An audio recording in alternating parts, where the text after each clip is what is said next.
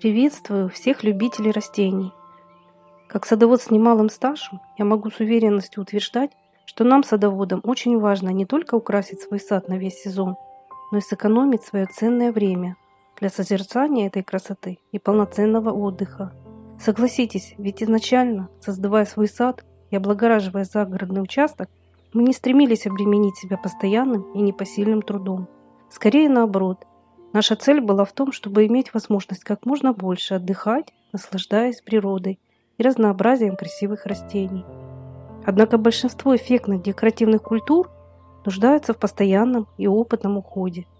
А ведь так хочется окружить себя красотой, которая не потребует затрат наших сил и времени. Именно о таких растениях я сегодня и хочу рассказать. Отмечу, что на своем канале я уже выпускала ролики о красивых малоуходных многолетниках, и с удовольствием буду продолжать эту тему и далее, так как она всегда актуальна. В свою очередь, хочу вас попросить поделиться своим опытом и вариантами неприхотливых растений. Я всегда благодарна всем вашим советам, комментариям и лайкам. А если вы не хотите пропускать выпуски наших видео, подписывайтесь на канал. Мы всегда всем рады в нашем добром саду. Если вы спросите меня, какие многолетники идеально подойдут для ленивого сада, я вам правдиво отвечу, что таких очень много. В первую очередь стоит определиться с выбором места посадки и их совместимостью с другими растениями. Просчитав все «за» и «против», вы никогда не ошибетесь, и ваш цветник будет выглядеть, как на картинках глянцевых журналов о садоводстве и ландшафтном дизайне. Сегодня я приведу лишь несколько примеров. Например, для подбивки клумб и оформления тенистых садов используйте неприхотливую герань крупнокорневичную, которая имеет еще название балканская, а в народе ее называют здравица. Такое растение станет прекрасно расти и на солнечных участках, и в тени. Единственное, что в тенистых местах ее цветение будет не столь обильным. Но этот многолетник красив не только своими цветами. Растет он объемными кустиками с привлекательной резной листвой. Посадки крупнокорневичной герани красиво прикрывают оголенные участки и не дают возможность прорастать сорнякам. Это неприхотливое растение, засухоустойчивое и зимостойкое. Его смело можно выращивать даже в 4-й климатической зоне. Оно не потребует от вас укрытия на зиму, своевременного полива и внесения удобрений. Эту герань также не потребуется формировать, так как ее кустики сами по себе развиваются красивой объемной формой, создавая пышные заросли из ажурной листвы. Листья осенью приобретают яркие пестрые краски. В таком виде и уходят под снег. Высота кустиков около 30 см, а их ширина до 60 см. Крупнокорневичная герань – это растение, которое за короткое время поможет вам создать эффектный цветочный бордюр или прикроет оголенную почву в саду, чтобы там не прорастали сорняки. Это растение легко приспособится к разным уголкам вашего сада. Цветет герань довольно ярко и обильно в первой половине лета. Ее цветы могут быть розовыми, белыми, красными и малиново-пурпурными, в зависимости от сорта. Например, сорт вариегатум отличается своим розово-пурпурным цветением на фоне пестрой кремово-зеленой листвы. Если вы не хотите постоянно бороться с сорняками в приствольных кругах деревьев или на других оголенных участках, посадите эту герань. Своими пышными кустиками она красиво задекорирует территорию и не оставит шанса сорнякам. Более того, герань практически не повреждают болезни и вредители. Ее даже обходят стороной прожорливые слизни. А вот этот неприхотливый цветок, без сомнения, привнесет на любую клумбу яркие солнечные краски. Называется он вербейник точечный. Это растение может спокойно зимовать даже в 4-й климатической зоне.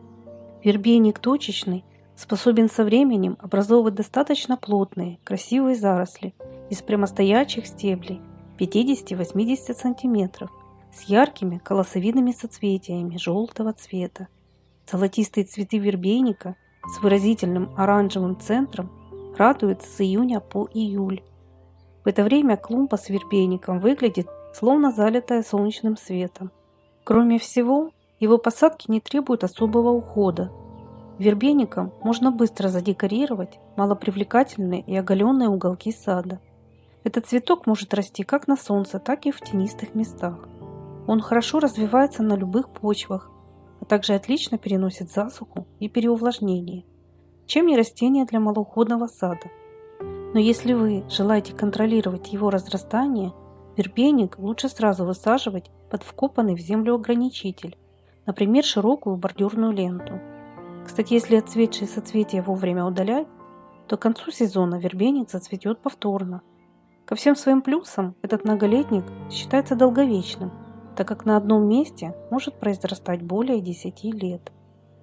Хочу обратить ваше внимание еще на одно красивое растение, которое можно смело высаживать даже в затопляемых местах и непосредственно в воду, например, на берегу садового водоема.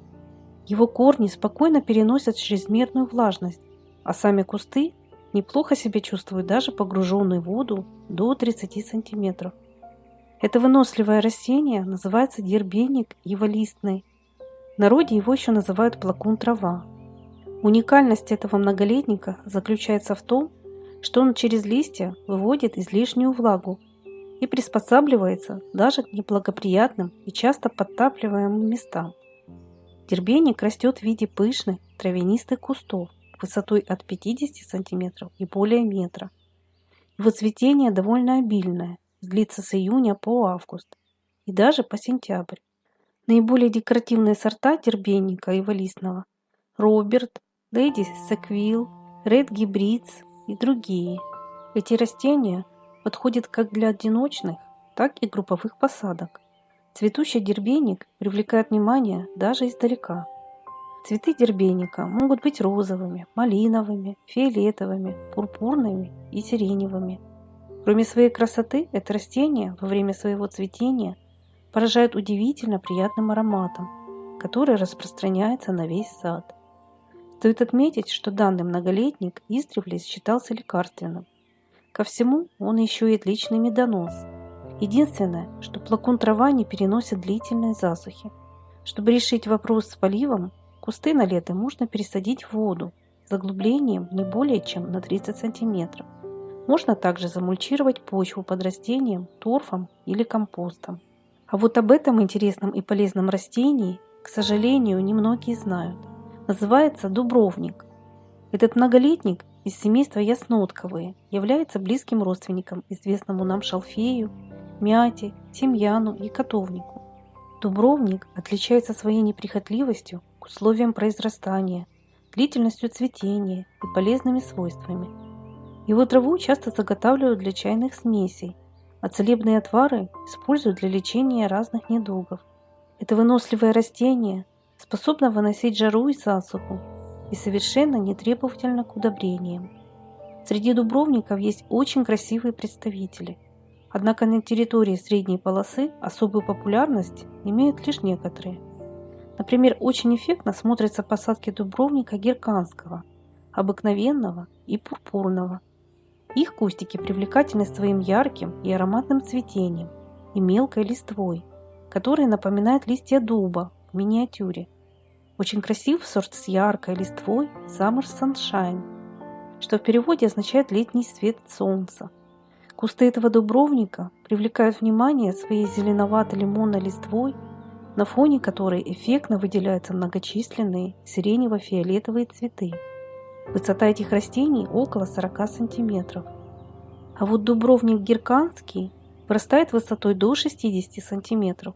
Этот вид красиво выглядит в течение всего сезона за счет своей необычной листвы и удлиненных соцветий свечей пурпурно-фиолетовой окраски. Дубровник герканский приживется как на солнечных участках, так и в небольшом притенении. Цветет он красиво и долго, с июня и до сентября. Но если вам необходимо создать плотный, красивый бордюр или невысокую живую изгородь, вы можете использовать дубровник кустарниковый.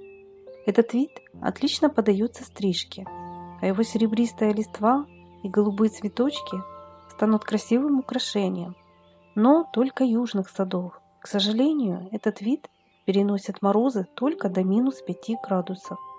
Стоит отметить, что листья дубровника имеют приятный аромат. Их также широко используют в медицине, косметологии и в кулинарии.